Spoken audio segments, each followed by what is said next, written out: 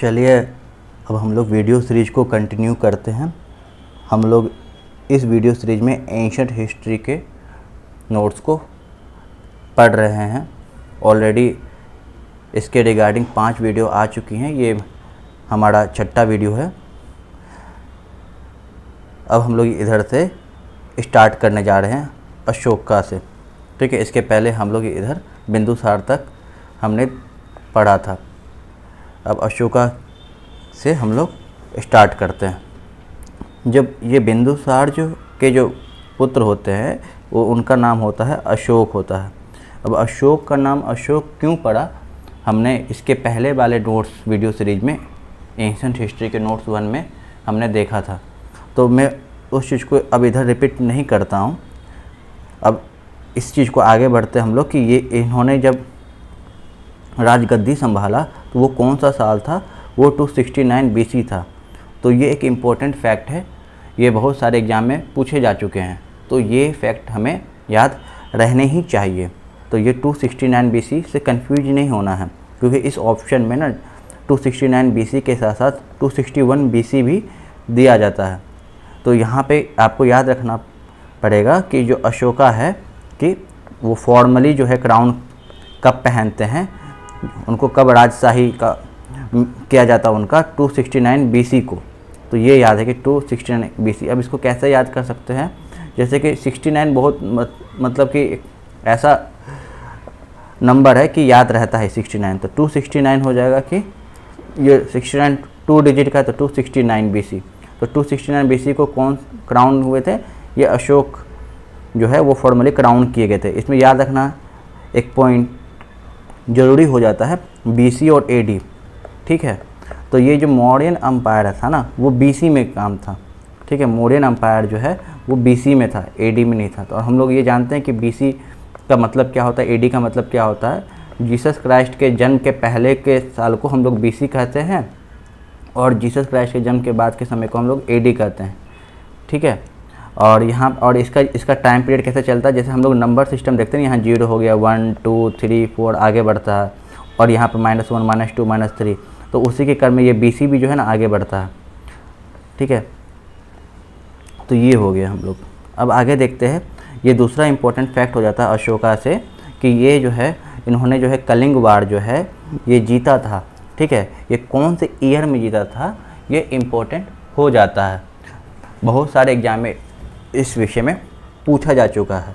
तो अशोका जो है वो 261 BC में कलिंग वार को जीतते हैं, ठीक है। तो इसमें ये याद रखना पड़ेगा कि ईयर इम्पोर्टेंट है, ईयर पूछा जाता है। इसमें 261 है, यहाँ पे 61 है, तो 269 BC में क्या हुए थे, वो उनको फॉर्मली तरीके से जो है राजा बनाया जाता है, और राजा बनने के बाद जो है वो एक्सपेंशन करते हैं, तो वो क्या होता है, वो 261 BC होता है। तो BC में क्या होता है कि ये 69 जो है ना, तो 269 साल पहले आएगा और 261 जो है बाद में आएगा, ठीक है। जैसे हम लोग नंबर सिस्टम में देखते हैं ना कि 0 1 2 3, तो इसमें क्या होता है, जब इधर हम लोग जाते हैं तो यहाँ 1 पहले आता है, 2 बाद में आता है, लेकिन जब 0 के हम लेफ्ट साइड में जाते हैं तो यहाँ पे क्या होता है, -1 पहले आता है, तो -2 बाद में आता है, ठीक है। उसी हिसाब से यहाँ पे क्या आ जाएगा कि यहाँ पे 269 यहाँ पे आएगा और 261 इधर आएगा, तो उस हिसाब से 269 BC इधर आ गया और 261 इधर है। तो हम लोग ये हो गया कि ये 261 BC को कलिंग वार जीतते हैं। तो ऐसे भी याद कर सकते हैं, 61 कैसे याद रहेगा, 1 इस तरीके से याद रहेगा कि जो जीत करके आए हुए वो उन्होंने फर्स्ट पोजीशन प्राप्त किया। तो ये एक ट्रिक है, इस ट्रिक से याद कर सकते हैं, जो जीतता है तो वो क्या आता है, फर्स्ट आता है। तो ये 261 BC है। ये भी पूछा जा चुका है, और ये भी पूछा जा चुका है कि इसका एविडेंस हमको कहाँ से मिलता है। इस विषय की जानकारी हमें 13th रॉक एडिक्ट में जानकारी मिलती है। तो ये भी पूछा जा चुका कि किस रॉक एडिक्ट से हमको कलिंग वार का जिक्र मिलता है, तो ये 13th रॉक एडिक्ट होता। तो ये इंपॉर्टेंट है, यहाँ 13th याद रखना पड़ेगा। 13th ऐसे मैंने पहले भी ट्रिक बताया कि 13th जो है बहुत अनलकी नंबर समझा जाता है वेस्टर्न पार्ट ऑफ वर्ल्ड के द्वारा। तो उस समय क्या होता है कि वार ये सब चीज़ मतलब अनफॉर्चुनेट इवेंट होते हैं। तो वार भी एक तरह का अनफॉर्चुनेट इवेंट है, क्योंकि इससे लोगों की ही मृत्यु होती है, आम जनता में ही दुख का कारण होता है। तो इस तरीके से 13th रॉक एडिक्ट हम याद कर सकते हैं। तो ये हो गया। अब अशोक ने जो है बुद्धिज़्म को एक्सेप्ट किया था, तो इनके कारण किनके कारण जो है ये बुद्धिज़्म को एक्सेप्ट करते हैं, तो ये है उपगुप्ता मॉन्क होते हैं, ये बौद्ध धर्म के गुरु ये है, तो वन ऑफ द मॉन्क होते हैं। तो उनके अंदर जो है अशोक जो है बुद्धिज़्म को एक्सेप्ट करते हैं। तो ये भी पॉइंट पूछा जा चुका है। मेरे सभी नोट्स में वही सारे पॉइंट्स हैं जो बार बार एग्ज़ाम में पूछे जा चुके हैं। जिस तरीके से सिविल सर्विस के एग्ज़ाम की टफनेस धीरे धीरे बढ़ती जा रही है, उस हिसाब से हमारा प्रिपरेशन भी जो है और स्ट्रेंथन होना चाहिए। तो इसलिए मैं लगभग सारे फैक्ट एंड फिगर को जो डिफरेंट एग्ज़ाम में पूछे जा चुके हैं, इवन यूपीएससी के में KPY के कुछ इंपॉर्टेंट क्वेश्चन जो बीपीएससी के पर्सपेक्टिव से इम्पोर्टेंट हैं, उसे भी मैंने इस नोट्स में नोट डाउन किया है। तो आप इस नोट्स को एक वन ऑफ द सोर्स अपनी प्रिपरेशन के लिए इस्तेमाल कर सकते हैं। ठीक है। तो अशोका जो है ये एक शहर का निर्माण करते हैं, वो है श्रीनगर। तो ये इम्पोर्टेंट है। ठीक है। अब अशोक है तो अशोक मतलब काफ़ी रिस्पेक्टफुल होते हैं, तो वो उनको श्री से भी रिस्पेक्ट दिया जा सकता है। तो ये हो गया श्रीनगर। तो इस ट्रिक से याद किया जा सकता है। तो ये हालांकि ये इसका जो एविडेंस एक बुक में मिला है, उस बुक का नाम है राजतरंगिणी। ठीक है। तो उस बुक से भी ये पूछा जाता है कि ये कौन से बुक में हमको इसका एविडेंस पता चलता है, तो वो मैंने बता दिया, राजतरंगिणी। ठीक है। और ये श्रीनगर का निर्माण किसने करवाया था? अशोक के द्वारा जो है ये जो है शहर का निर्माण किया गया था। और 13th रॉक एडिक्ट में जो है प्राकृत भाषा में का इस्तेमाल किया गया है। ये इम्पोर्टेंट नहीं है, ये फैक्ट इम्पोर्टेंट नहीं है, तो आप इसे स्किप कर सकते हैं। अशोका अपने 12वें साल के राज्यकाल में आजीविका सेक्ट को 12 बार हिल पे एक केव डोनेट करते हैं। ठीक है। और नागार्जुना में भी एक आजीविका सेक्ट को केव डोनेट करते हैं। ठीक है। तो ये एक इम्पॉर्टेंट फैक्ट हो जाता है कि अशोका, ये 12 साल इम्पॉर्टेंट फैक्ट नहीं है ये वाला पॉइंट, लेकिन ये पॉइंट जो है इम्पॉर्टेंट हो जाता है कि अशोका ने कौन से सेक्ट को केव जो है डोनेट किया था। तो ये आजीविका सेक्ट होता है। ठीक है। और इनके संस्थापक का नाम होता है मक्काली घोषाला। हमने पहले भी देखा है ये में, और इसके बारे में हम लोग ने डिटेल में बात किया है पहले वाले वीडियो लेक्चर में, तो आप उसे रेफ़र कर सकते हैं। और अगर आप कंटिन्यूस देखते आ रहे होंगे तो आपको तो याद होगा ही। तो ये क्या किए हैं, 12 बार हिल और नागार्जुना हिल पर जो है ये केव डोनेट किए। किनके द्वारा डोनेट किया गया? अशोका के द्वारा। ये के हिल का नाम याद रखना पड़ेगा कि ये 12 बार हिल में है और नागार्जुना हिल में है। ये कहाँ पे है? नियर बाय गया है और जहानाबाद। ठीक है। तो ये एक इम्पॉर्टेंट फैक्ट होता है, ये याद रहना ही है। अब जब बृहद्रथ, इस अशोक के बाद फिर और भी रूलर आते हैं जो लेकिन लास्ट रूलर होते हैं, उनका नाम होता है बृहद्रथ। ठीक है। और ये होते हैं, ये मॉडर्न एम्पायर के लास्ट रूलर होते हैं। ठीक है। जिन्होंने 7 साल तक शासन किया है। तो ये एक इम्पॉर्टेंट हो जाता है कि सबसे इनके जो लास्ट रूलर का नाम क्या होता है? बृहद्रथ। रथ होता है तो रथ में क्या होता है कि सब सवार होते हैं, रथ चलता है, तो रथ एक तरीके से अंतिम है। ठीक है। रथ अंतिम तक चलते रहता है, तो एक तरीके से हम याद कर सकते हैं बृहद्रथ। ठीक है। ये लास्ट मौर्यन एम्पायर के रूलर थे। तो ये किनके द्वारा इनकी हत्या की गई थी? इनकी हत्या जो है पुष्यमित्र शुंग के द्वारा की गई थी। तो ये पुष्यमित्र शुंग कौन होते हैं?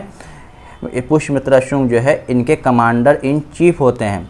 पुष्यमित्र शुंग जो है ये बृहद्रथ की हत्या कर अपना रूल इस्टेब्लिश करता है, जिसको कहते हैं शुंग डायनेस्टी। पुष्यमित्र शुंग अपने टाइटल के शुंग डायनेस्टी का निर्माण करते हैं। ठीक है। और ये जो है ब्राह्मणिज्म को फैलाने का बहुत ज़्यादा काम किए थे। जीतने के बाद भी ये अश्वमेध यज्ञ करते हैं। ये भी फैक्ट इम्पोर्टेंट है, इसके विषय में मैंने पहले भी बता चुका हूँ कि ये पुष्यमित्र शुंग जो है जीतने के बाद अश्वमेध यज्ञ करते हैं। ठीक है। ये 2 अश्वमेध यज्ञ करते हैं। ठीक है। एक बार जो बृहद्रथ को हरा के जब रूल करते हैं और एक बार जो है ग्रीक को हराते हैं। ठीक है। तो पुष्यमित्र सिंह ने 2 बार जो है अश्वमेध यज्ञ क्या करवाया था, ये भी एक फैक्ट है। ठीक है।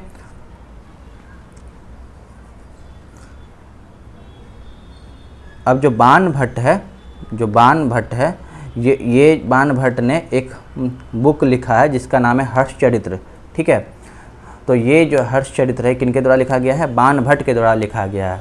तो ये ऑप्शन में ना जब बाणभट्ट रहता है तो उस समय एक ऑप्शन हर्षवर्धन भी रहता है, क्योंकि हर्षवर्धन ने भी एक किताब लिखा था, लेकिन वो उतना ज़्यादा फेमस नहीं हुआ था जितना हर्षचरित्र फेमस हुआ था। ये हर्षचरित्र है, ये हर्ष के ऊपर लिखी हुई किताब है। तो ये किनके द्वारा लिखा गया था, बाणभट्ट के द्वारा लिखा गया था, न कि हर्षवर्धन के द्वारा। तो ये एक इम्पॉर्टेंट फैक्ट है, ये याद रखने की ज़रूरत है।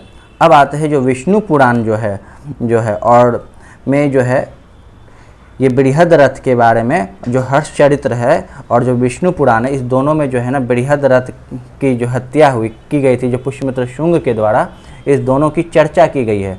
तो ये भी एक फैक्ट पूछा जा चुका है एग्जाम में, तो आप इस फैक्ट को ध्यान रख सकते हैं कि जो हर्षचरित्र है और जो विष्णु पुराण है, इस दोनों बुक में जो है बृहद रथ की किस तरह से पुष्यमित्रा द्वारा जो हत्या की गई है इसका जिक्र हमें मिलता है।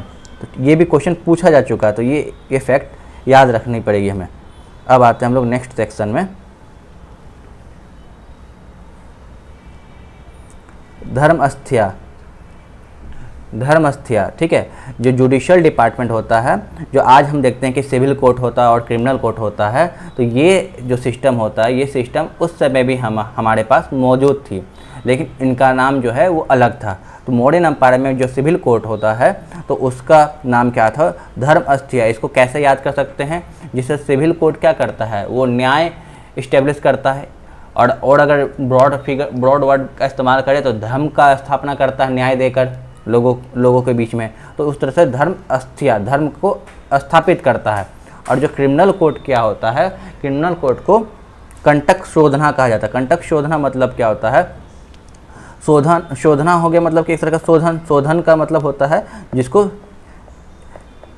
ठीक किया जाए, ठीक है, शुद्ध किया जाए, ठीक किया जाए। ये मैं ट्रिक बता रहा हूँ कि किस तरह से याद कर सकते थे। शोधना से याद कर सकते हैं कि शोधन मतलब ठीक किया जाए और किस तरह से शुद्ध किया जाता। और कंटक शोधना मतलब कि कहाँ हम शुद्ध करेंगे, ये कण, ठीक है, कंटक,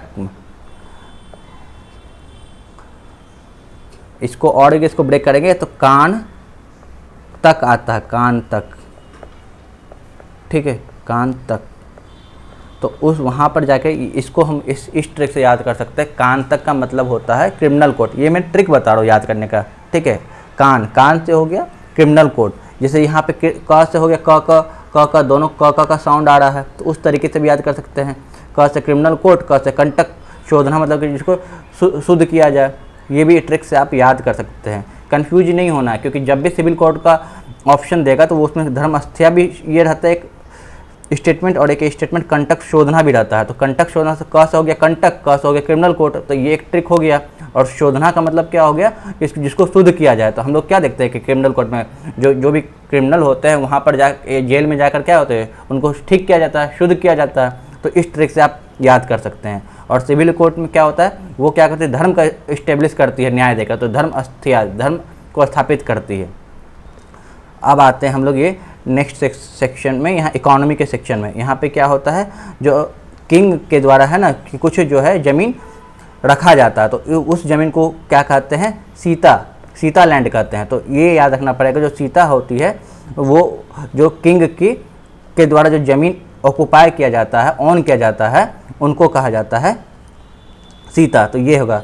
और इस समय जो लैंड रेवेन्यू सिस्टम था, जो 1/4 और 1/6 था, जो भी प्रोडक्शन होता था उसका जो 1/4 से लेकर 1/6 तक जो है एज ए टैक्स के तौर पे दिया जाता था। तो कितना कम था तो लैंड रेवेन्यू उस समय के समय पे। तो एक तरीके से हम लोग देख सकते हैं कि क्यों जो उस समय का सिस्टम बहुत ज़्यादा स्टेबल था मॉडर्न एम्पायर में।